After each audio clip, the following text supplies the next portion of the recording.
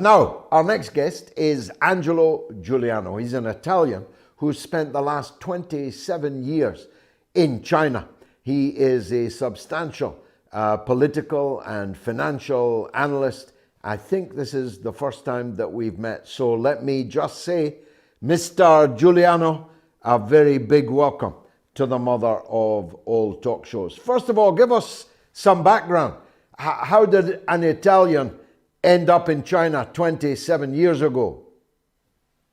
Well, George, adventure. I already predicted the rise of China. It was emerging. I had learned that in '79, Deng Xiaoping said he had this policy of opening up and reform of China, and he started from a small village, Shenzhen. The village was 100,000 inhabitants. Now it's a very dynamic city of 10 million inhabitants. So I foresaw that, and my decision was to leave my cocoon. I was working in the banking industry in Switzerland, and I wanted adventure. So I went to Taiwan, and I lived in Taiwan 18 months, and I learned Chinese. I started learning Chinese. And so it's been 27 years. I've seen the changes, all the major changes from Taiwan side to the mainland side. It was just amazing. I came to China. I had different phases. At the beginning, you know nothing. Then after 1 year, you think you know something. After 27 years, you become humble. You become humble because China is another world. If you want to be objective about China, you need to look at China with Chinese eyes.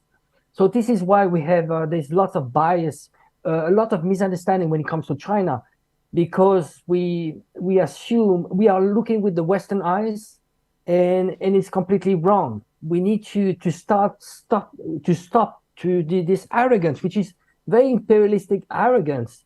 It's the same as when we used to go to South America and we want to colonize people, and then we were bringing civilization. This is the same we're doing with China. China is its own agenda. It's never been hegemonic.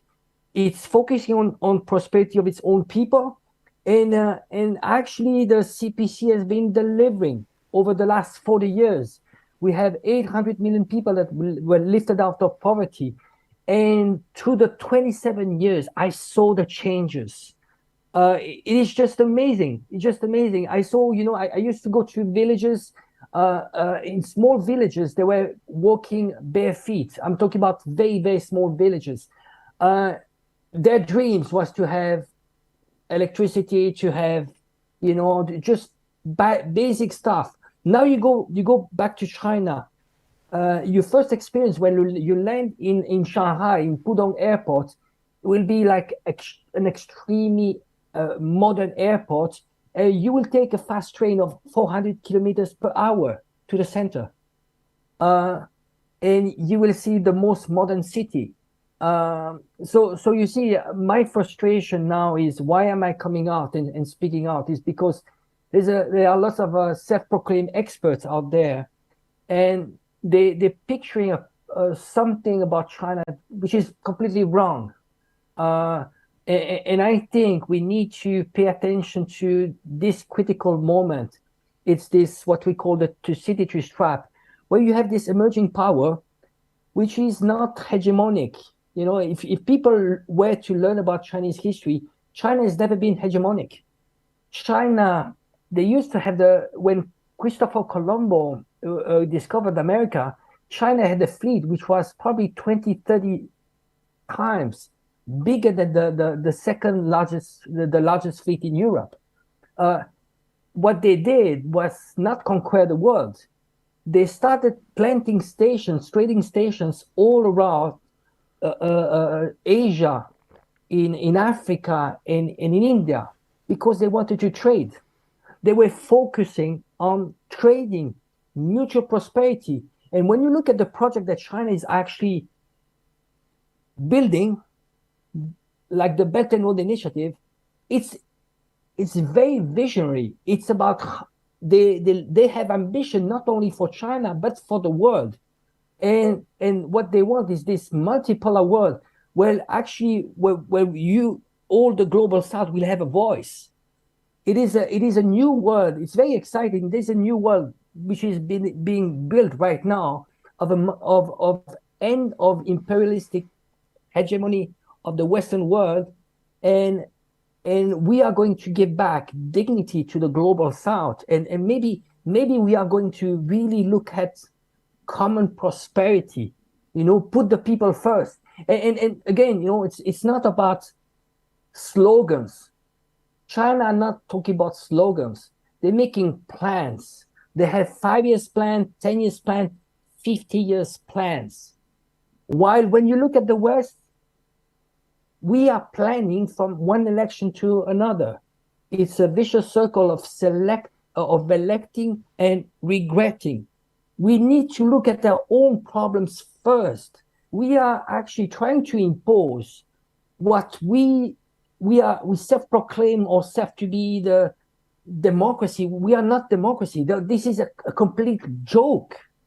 When you ask a Chinese about democracy, they consider themselves to have 90% of people in China consider them to have a good democracy. Now ask the same question in the arrogant collective West, any country. You see, what my frustration is that we don't even know ourselves, our own system, and we want to impose and go to China and teach them about their system, which is, by the way, it's a system of meritocracy. It's a system that actually was applied 2,000 years ago. What the CPC is doing is it's actually learning from its own history and picking up from all the mistakes that other countries did and finding the best model for themselves. Well, in the West, we can change the party, but we cannot change the policies. In China, you cannot change the party, but you can change the policies. And you were there at the birth of the biggest change of all, from the period of what we might call late Maoism to early Deng Xiaopingism and this opening up, as you described it. There's a pretty dramatic change in system, in basic policy, which we could never have in the West. Our orthodoxy, which is policed vigorously by all means, accepts only different shades of the same economic and foreign policy attitudes, whichever party is in power. You say that absolutely right. We have a huge deficit of democracy in the West. Actually, if you were to ask average Joe in the West about basic understanding of what it means to have a democracy, people cannot even actually distinguish what is the difference between electing and voting. Just basic understanding of democracy. Now there are preconditions to have a democracy. Number one, it's having a sovereignty. You don't have a sovereignty, you don't have democracy. You should have biased media. Media should be neutral.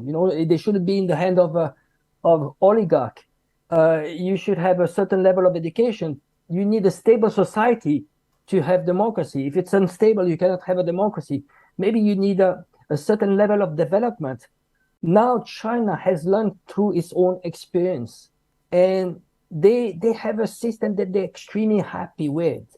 I think the problem you had, and actually it's interesting, you just mentioned this before, actually the policies change in China. It's interesting, they have a system in China. You see, in the West, we complain and we go in the street because there's a problem. In China, they anticipate that. They have tens of thousands of surveys all year round. They're looking at what the people need. So they're extremely close to the population. And so there's no problem, because when they anticipate that problem, they are going to find solutions. They are servant of the people. You see, the same as policemen. You would never see a policeman beating a person in the street because they're there to serve you. Why would they beat you if they're supposed to serve you? But those are small differences. then I'm not saying, I'm not saying that I like everything. But again, Chinese are happy with that system. And it is bringing tangible things. That's the difference. You see, in the West, we are selling freedom and democracy. I mean, as if we could eat freedom and democracy. China, they're very pragmatic. They look at progress in societies in terms of longevity. Is this system bringing me universal health care? Am I going to live longer? Do I have access to food, education, tangible stuff? In the West, you can die in the streets, you're homeless, but then it's okay. You have the right to vote for two people that we selected on the first place. Because you see, those candidates that we won't vote for in the West, they were selected before that. And they're not obeying to who votes for them. They obey to who is funding them. You know, I used to say the kind of things that you just said 50 years ago. But here's the point. Maybe you've been away too long. It's not just that you can't eat freedom and democracy.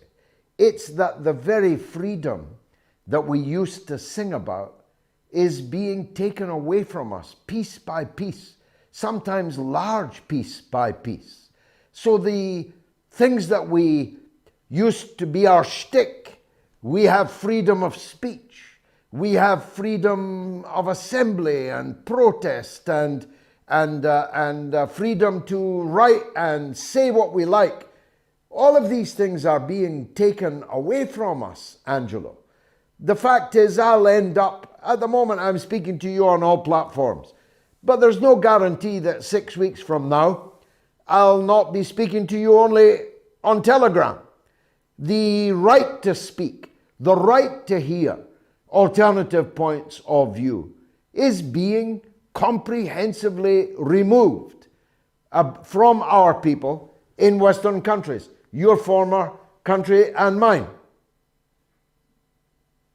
No, absolutely. I just wish that people were to learn at least history. You see, they cherish democracy, and what they mentioned the French Revolution. Do people know about the French Revolution?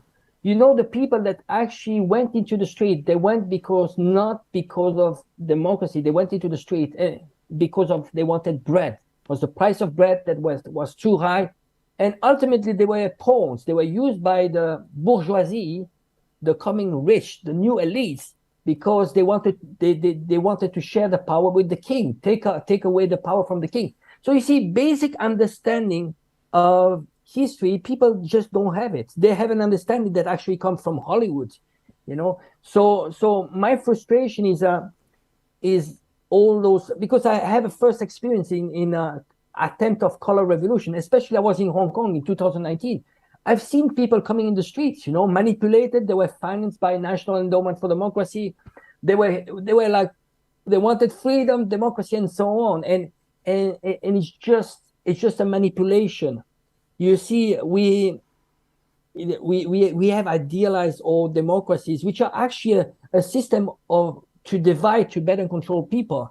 The more you give the impression to people that there are two camps that are antagonizing each other, the more you give them the illusion of democracy. This is why you see people in the US, for example, they're fighting against racist BLM, abortion, you know, societal things, you know, easy to divide people. But at the end of the day, it's just a system of control, because ultimately, you know what? Is it going to change anything if it's Democrats or Republicans? Those people are laughing. They're laughing because they see two sides fighting each other, and they're laughing. And what the US is applying internally, they're applying to Taiwan. They're applying that to Ukraine. You see, they are fighting Russia to the last Ukrainian. If not enough, they are going to fight Russia to the last European. What are they going to do in Taiwan? They're going to fight China to the last Taiwanese, if not enough to the last Japanese. And ultimately, it's going to be a containment. Actually, just so this is a divide and conquer. And what saddens me is that people just don't learn from history. Again, if they were to learn just the World War II, if people were just to learn about World War II, how did it happen? How Hitler came to power? Who did finance Hitler at the beginning? Who transferred the technology for him to have that army, so powerful army? Who was that? People don't remember that 20,000 people in Madison Square, they had Nazi symbols and they were pro-Hitler. The US before World War II first of all, was anti-communist. We propped up Hitler. And then when Hitler was about to win, we started financing Lend-Lease agreement with USSR. You see, this is a repeating history. We're making again the same mistake and we're being fooled. And they're applying. What are they applying now with Ukraine? The same. Lend-Lease agreement. What are they going to apply to Taiwan? Same. And ultimately, the US, what did they do? World War II. They came in the war at the end when everything was over. They didn't suffer the war. World War II was all Europe destroyed, Asia destroyed. And the US came up with 75% of world GDP. They had over 50% of gold reserves after World War II. You see, they're hoping to replicate what they did in World War II. And ultimately, what they do after the war, you come in and you do nice movies and you're going to brainwash people for 50, 60 years. We were the one that liberated the world from Nazis. It is not true. Russia did it. Russia did it. And again, what frustrates me now more than ever is that we are funding Nazis in Ukraine against the people that actually saved us from Nazis. It's disgusting. I wish I didn't have to do what I'm doing now, because it's not making my life better. And I know, and I have huge respect. You are an inspiration, George. But I don't, I wish I had a normal life. It's frustrates me. I'm doing this, coming to your show, because journalists are not doing their job.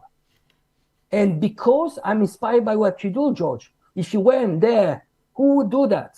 So, but it's, again, we have a voice, but, they are going to show, they're going to make it legal. It's one thing that they cut us from social media, and they do that. They manipulate algorithms and so on. But ultimately, very soon, they are going to put us in jail for that. Yeah, well, Julian Assange is already, of course, in jail. The criminals have made it a crime to report on the crimes they commit. That's the Alice in Wonderland that we are now in. Just in saying goodnight to you, let me recall my late and great friend, the best Prime Minister we never had, the late Mr. Anthony Wedgwood Benn, once asked the legendary Chinese Foreign Minister Zhou Enlai in the 1970s what he thought the lasting impact of the French Revolution had been. And Zhou Enlai took a long drag on his cigarette and answered, "It's far too early to say." So China plays a long game. Angelo, thank you very much indeed. A delight to meet you and have you on the mother of all talk shows.